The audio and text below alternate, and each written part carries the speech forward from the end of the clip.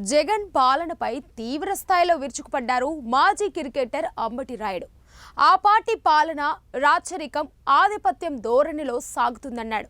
ఆ పార్టీ ఎమ్మెల్యేలకు సైతం సీఎం జగన్ను కలిసే ఛాన్స్ లేదని కుండ బద్దలు కొట్టేశారు. అసలేం జరిగింది? అంబటి ఈ స్థాయిలో విరుచుకుపడడానికి కారణమేమిటి? Let's watch now. క్రికెట్కు గుడ్ బై చెప్పేసిన తర్వాత అంబటి రాయుడు తొలిసారి సీఎం జగన్ వద్దకు వెళ్ళాడు. ఆ తర్వాత ఏం జరిగిందనేది సెకండరీ. క్రికెట్ గురించి ప్రస్తావించడం, చెన్నై తరహాలో ఆంధ్రప్రదేశ్కు ఓ క్రికెట్ టీం ఉండాలని అప్పట్లో సీఎం జగన్ రాయుడుతో చెప్పుకొచ్చారు.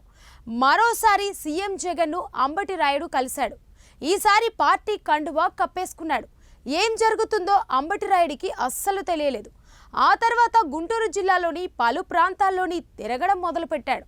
ఈ క్రమంలో వైసీపీ నుంచి ఓ ఫీలర్ బయటకు వచ్చింది. గుంటూరు నుంచి అంబటి రాయుడు పోటీ చేస్తున్నారనేది అందులోని సారాంశం. కొద్ది రోజుల పాటు వైసీపీ వ్యవహార శైలిని దగ్గరుండి గమనించాడు రాయుడు. ఈ పార్టీలో మనం కష్టమేనని అభిప్రాయానికి వచ్చేశాడు.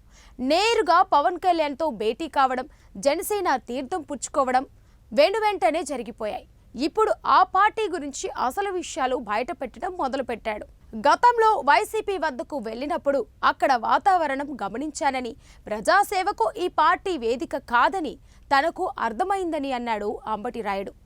వెంటనే అక్కడి నుంచి బయటకు వచ్చినట్టు మనసులోని మాట బయటపెట్టాడు. గుంటూరు జిల్లా తనాలలోని నంది వెలుగులో జనసేన అభ్యర్థి నాదెండ్ల మనోహర్ తరపున ఆయన ప్రచారం చేశాడు. రాష్ట్ర ప్రగతికి, యువతకు ఉపాధి కోసం కూటమి అభ్యర్థులను గెలిపించుకోవాల్సిన అవసరం ఎంతైనా ఉందని అనుకున్నాడు. ప్రతి ఓటును ప్రజలు సద్వినియోగం చేసుకోవాలని పిలుపునిచ్చాడు. మొత్తానికి తాడేపల్లి ప్యాలెస్లో ఏం జరుగుతుందనే విషయాన్ని అంబటి రాయుడు బయటపెట్టాడు.